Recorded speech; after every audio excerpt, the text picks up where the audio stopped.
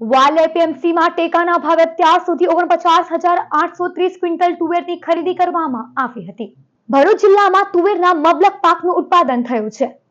ખેડૂતોને તુવેરના પોષણક્ષમ ભાવ મળી રહે તે માટે કેન્દ્ર સરકાર દ્વારા પીએસએ સ્કીમ અંતર્ગત આ વર્ષે ખરીફ સિઝન 2024-25માં તુવેરના પાક માટે 7,550 પ્રતિ ક્વિન્ટલ ટેકાના ભાવ એમએસપીમાં જાહેર કરેલ છે।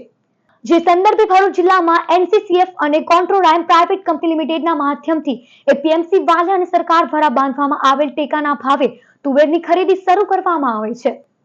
તારીખ 5 એપ્રિલથી 1 મે સુધીમાં 1814 ખેડૂતોની 49,830 ક્વિન્ટલ તુવેરની ખરીદી કરવામાં આવી હતી। મહિપાલસિંહ ફતેહસિંહ પિલોદરિયા, એપીએમસી વાલિયા।